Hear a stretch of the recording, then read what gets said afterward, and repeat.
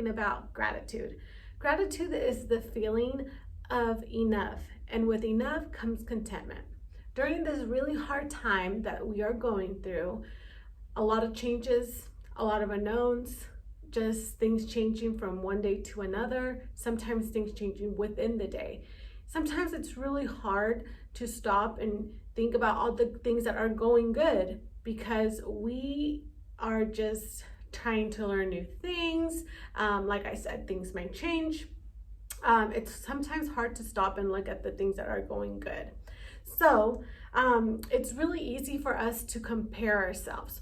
Like if you are a student, you might be comparing yourself to another student that is doing really good with distance learning, and you're forgetting to celebrate the achievements you've done. If you are a parent, you might be comparing yourself to another parent because it might look like they're doing awesome at helping their students with distance learning. If you are a teacher, you might be having a hard time as well, and you might be comparing yourself to another teacher. So there could be a lot of comparisons, and sometimes we could forget and just think about the small achievements and the small milestones that we are ourselves achieving during this really difficult time. And that is why our topic today is gratitude. Hi, I am Samantha Houston Crook, and I'm a behavioral consultation model clinician. So Elizabeth talked to you guys a little bit about gratitude, and I wanted to give you some quick research in regards to gratitude. So in 2019, a study published by the Journal of Happiness Studies found that gratitude is linked to happiness in children by the age of 5. This means that instilling gratitude in your little ones is extremely important to help them grow into being a happier person. In another study in 2008, published by the Journal of School Psychology, showed that kids ages 11 to 13 tend to be happier, more optimistic, and have better social support when they practice more gratitude in their homes and in school.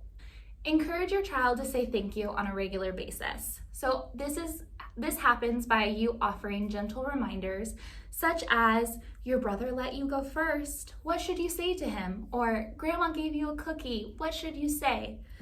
While it may seem like you're forcing a thank you out of your child, it does in fact stir up real gratitude in other situations. Whether your child or you are receiving a tangible gift or something intangible like time. The more you model gratitude for your child, the more your child will practice gratitude in other areas of their life. Here are some ways that you can model gratitude for your children. Number 1, say thank you. Whether you thank the clerk at the store or you thank your child for doing something for you, it is important to say thank you all the time, because as you model it for your child, they will also mimic what you model. Talk about gratitude in your home. Make sure to make a point to share what you're grateful for, whether that be sitting down at the dinner table each night and everyone going around and discussing what they're grateful for, or just talking about gratitude in other areas of the day. Expressing gratitude. So when your child sees you writing a thank you note, I know this is super outdated, but writing a thank you note after receiving a gift is a great form of expressing gratitude. Another thing that you can do is create a family gratitude project. A family gratitude project can be a way to get everyone involved in expressing gratitude. So what you could do is find a place in your house where everyone kind of is familiar with. So this could be like by your key bowl or wherever you guys leave the house. Just put up a bulletin board or a whiteboard on the wall and encourage your children to write a thank you note or a gratitude note to a loved one. So whether that be, hey Susie, thank you so much for picking up my toys for me when I was busy. I really appreciated it. Or, hey Dad, thank you so much for going to work and coming back and just supporting our family. Something super simple as a way to show your entire family what makes you thankful for them and show where you're grateful. Another thing that you can do is use a gratitude jar. So when I've experienced something that I find that I am experiencing feelings of gratefulness throughout the day, I can write it down and put it into my gratitude jar on a slip of paper.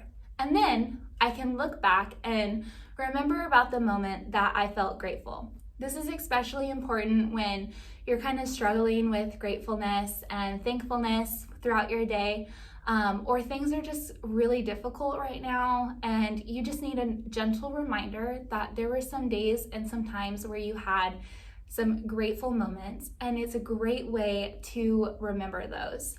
No matter what type of family project you guys choose to use in your household, make sure that you just create an atmosphere where everyone is talking and thinking about gratefulness on a daily basis in order to produce a more happier family unit. So there is a lot of benefits to practicing gratitude. And gratitude is something that has to be practiced daily in order for it to become more comfortable, in order for it to become part of your routine.